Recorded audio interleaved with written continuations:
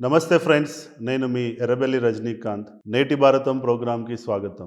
మీరు మాట్లాడడం రాదు లోకేష్ కానీ మీరు అంటున్నారు. మొన్న యువగలం పాదయాత్రతోటే రేపు టీడీపీ అధికారంలోకి రాబోతుందని చెప్పి లోకేష్ టీడీపీ వర్గాలు చెప్పుకుంటున్నారు. అవునండి, 1000 కోట్లు. ఇప్పుడు వాళ్ళకి 35,000 ఎకరాల భూమి ఉంది బినామీ పేరులో. అది ఎకరం 10 కోట్లు అయింది. 3.5 లక్షల కోట్లు. వాళ్ళు 3.5 లక్షల కోట్లు కాపాడుకోవడానికి 3,000 కోట్లు ఖర్చు పెడుతున్నారు. ఒక్కొక్క యువగలం మీటింగ్కి 150 కోట్లు ఖర్చు అవుతుంది.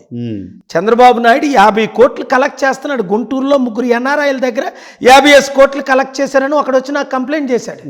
కందుకూరు వెళ్ళాను, 2 కజిన్స్ కమ్మాస్ దగ్గర చెరుకు 50 కోట్లు తీసుకున్నాడు.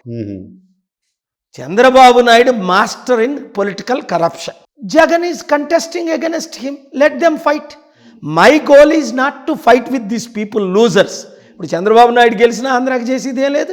ఇంకొక 6 లక్షల కోట్లు అప్పు తప్ప. జగన్ మరల గెలిచినా ఏం చేసేది లేదు. ప్రజలు జగన్ని చంద్రబాబు నాయుడిని ఎమ్మెల్యేలు కోరుకుంటే కోరుకోమనండి. నేను ఎంపీ అయి ఫారిన్ మినిస్టర్ అయి వైజాగ్ని దుబాయ్ హాంకాంగ్ చేసి 5 సంవత్సరాల్లో చూపిస్తా. ఎందుకంటే ఇప్పటి వరకు నన్ను సీఎం అవ్వాలని ఆంధ్ర ప్రజలు కోరుకుంటే 175 ఎమ్మెల్యేలు పెడతాం, గెలుస్తాం 100 సీట్లు. ఇప్పుడు పవన్ వెళ్ళి చంద్రబాబు నాయుడుతో కలిసి, ముద్రగడ వెళ్ళి చంద్రబాబు నాయుడుతో కలిసి, ఇదేమైనా మీనింగ్ ఉందా? ఏం లేదు. ఇదంతా రిజల్ రాజకీయమా? అరే కాపులారా, సిగ్గున్న వాళ్ళందరూ బయటకు రండి. ఆ 2 పార్టీలు వదిలి. సిగ్గున్న కాపు, సిగ్గున్న బీసీ వాళ్ళ పార్టీల్లో ఉండరు. సిగ్గులేని వాళ్ళు ఉంటారు అంతే. దమ్మున్నోడు ఎవడు ఉండడు, దమ్ము లేని వాళ్ళు ఉంటారు. నీతి నిజాయితీ ఉన్నోడు ఎవడు ఉండడు.